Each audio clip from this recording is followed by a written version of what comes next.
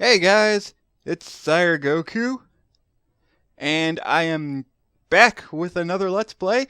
I'm continuing with the Megaman X series, jumping right into X2.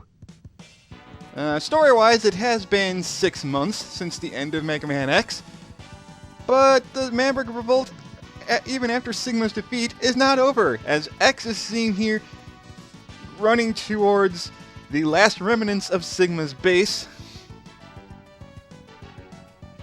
So apparently not all the Mavericks have been destroyed since Sigma's defeat.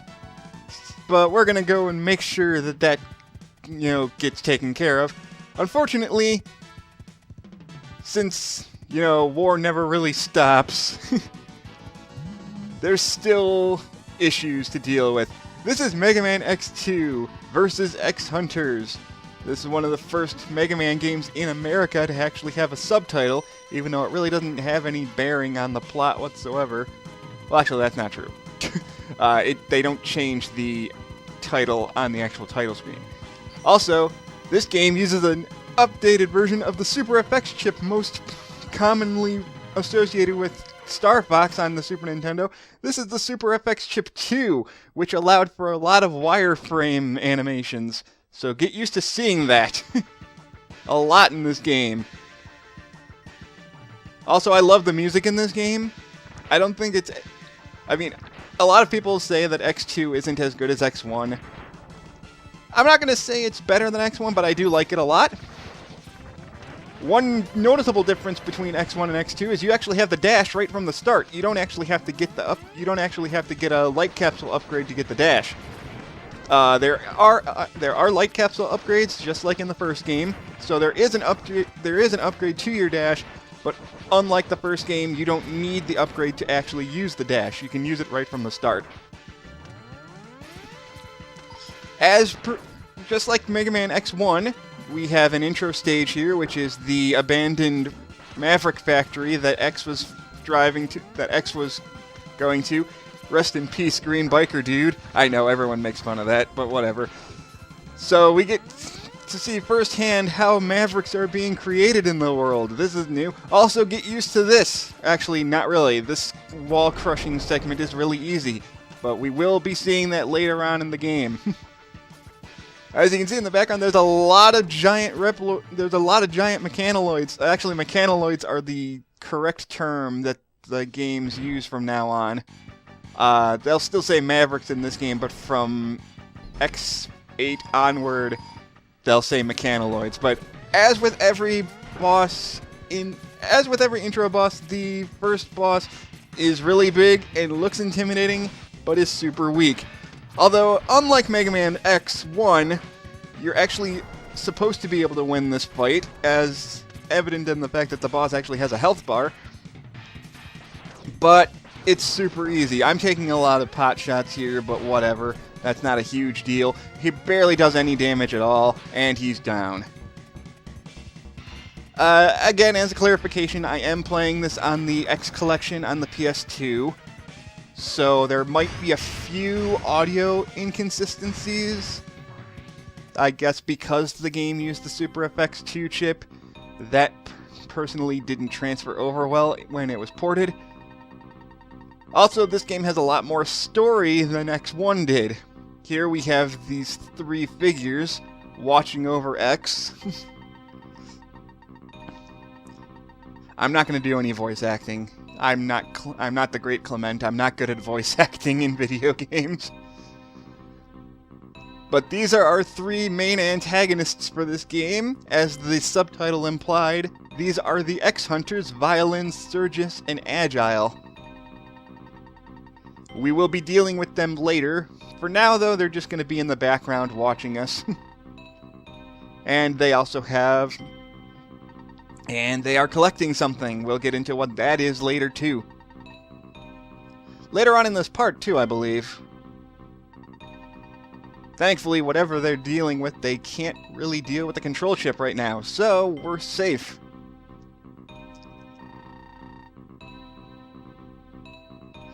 Also, for some reason, this game likes to have everybody's names be in brackets. I'm not sure why. But this is the But that's the password screen, and as usual, since I'm playing on the PS2 version, there has to be this save menu here, but that's alright. This is our main Maverick selection. We have Wire Sponge here. Okay, yeah, that's Wire Sponge.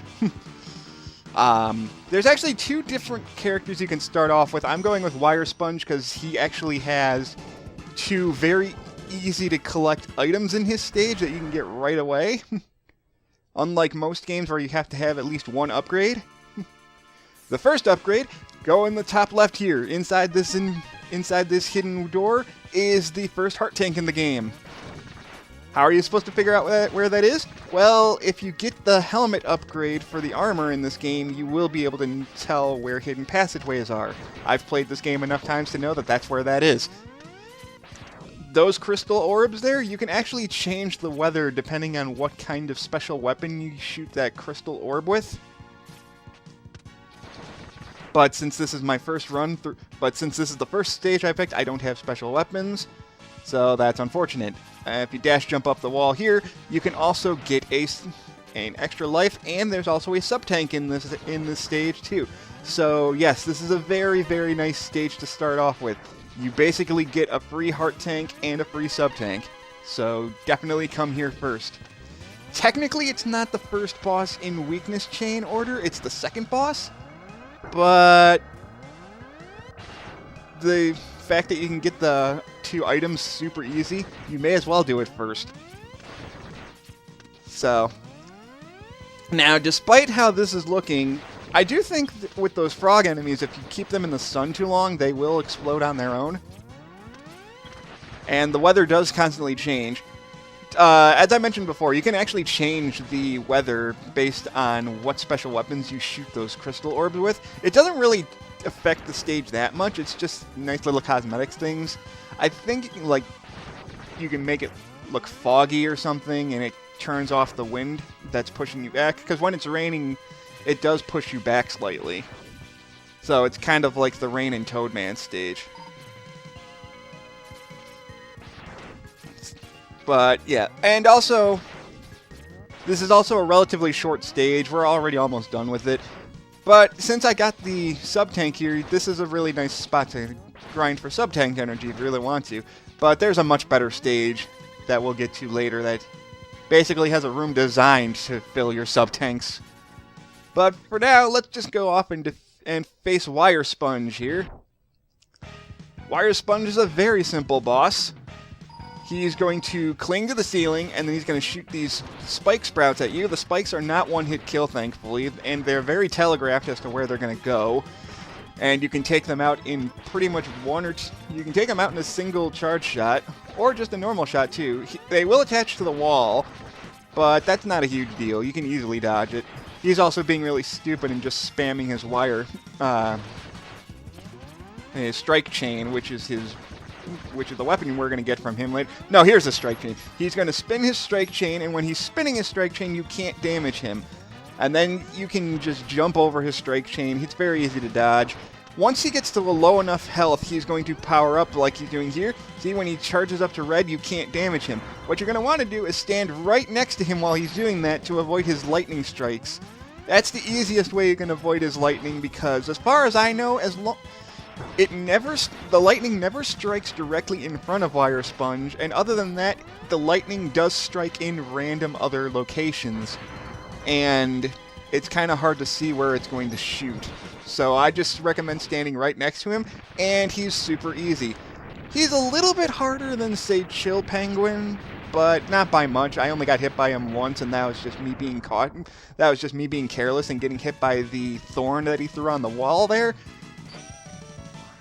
But yeah, that's Wire Sponge.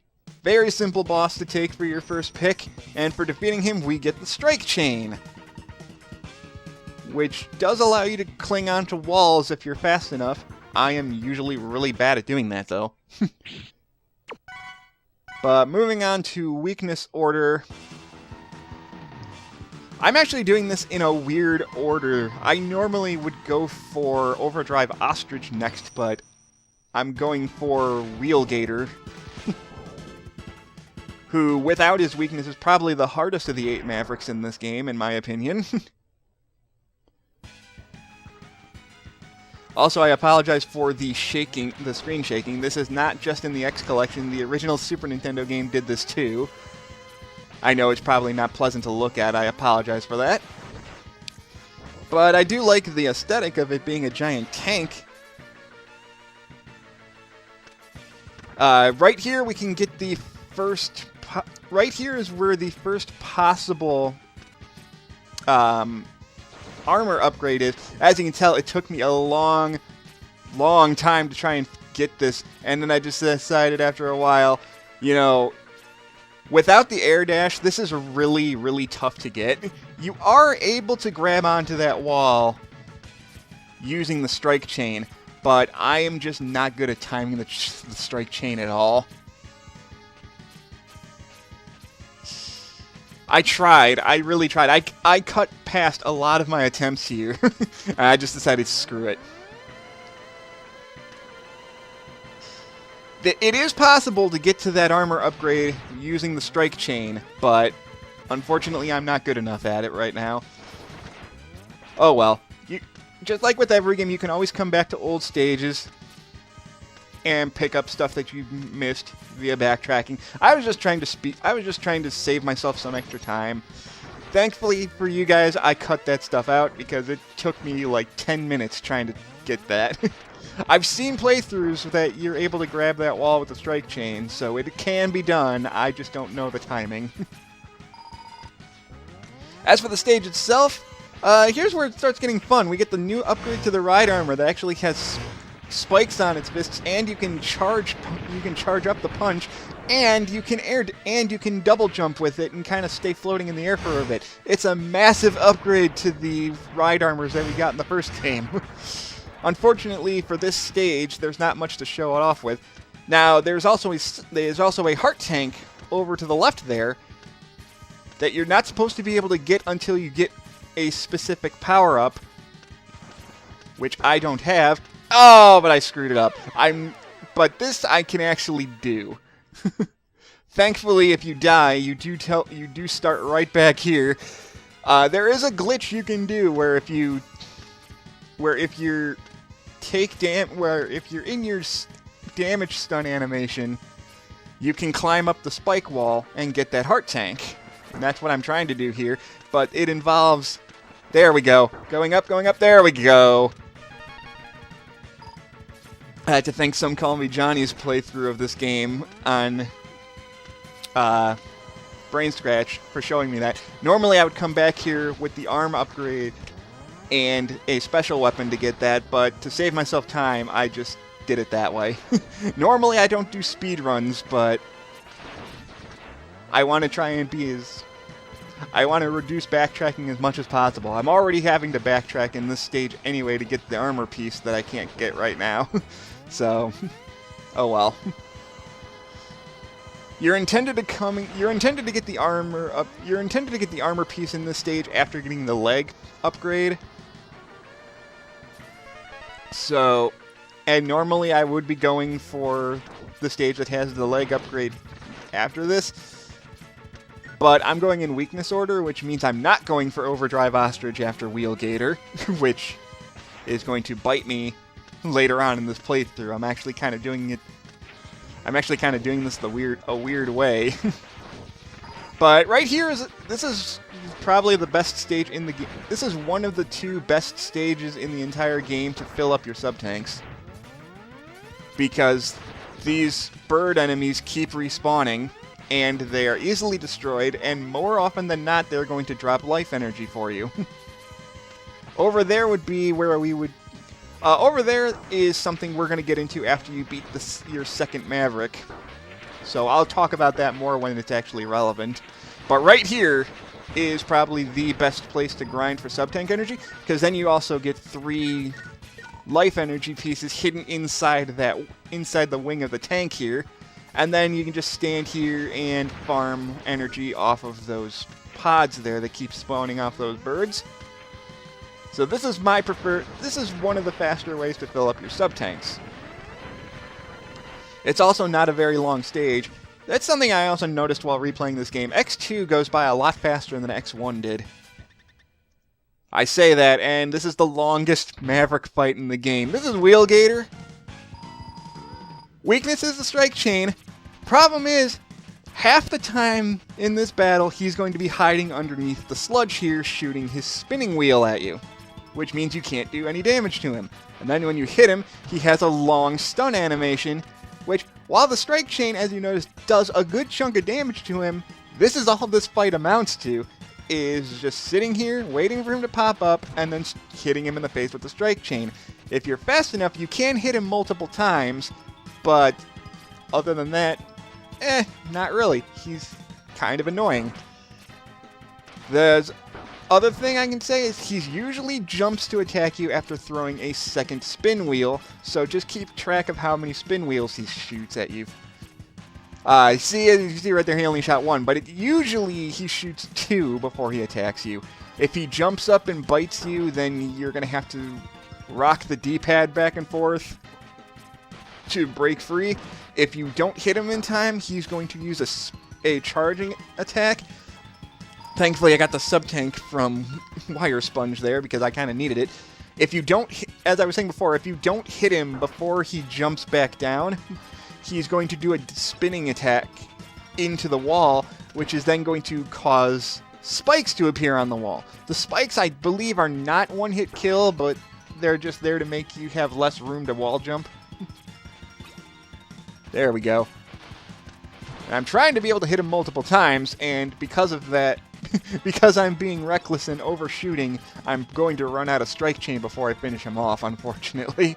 But yeah, I apologize for this fight being so repetitive. But thankfully, he's only got 2 hits left, so one charge shot will finish him off. And don't worry, when we do the refights, I am going to fast forward, because, yeah, you don't want to watch me do this again. But that's Wheelgator. That's really all he does. It's about 2.5 to 3 minutes of that. Even without his weakness, he takes forever. So, But now that we've defeated Wheelgator, we get the spinning wheel, which oddly makes a return again in Mega Man 10. Except for with X2, the spin wheel does not allow you to grind up walls. After defeating your second Maverick, the X-Hunters will start realizing, well, X is a lot stronger than we thought. And not sure if the regular Mavericks will be enough to hold you off. So now we're going to have to deal with these guys. Well, I say have to, but really we don't. I'll get into that. They are 3 optional boss battles. Also, by the way, this is Dr. Kane. I brought him up in the beginning of X1, but he was never really mentioned outside of the intro scene in X1 if you watched the story scene before the title. But Dr. Kane is an archaeologist who found Mega Man X while he was digging in a random expedition site, which he just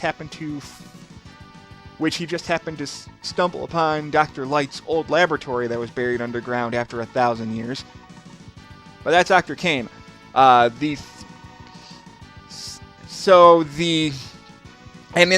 you remember, towards the end of X1, Zero sacrificed himself so that X could defeat Vile.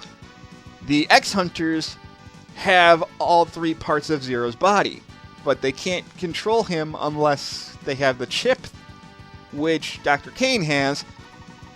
So in order to get Zero back, we have to defeat the 3 X-Hunters and get Zero's body parts back.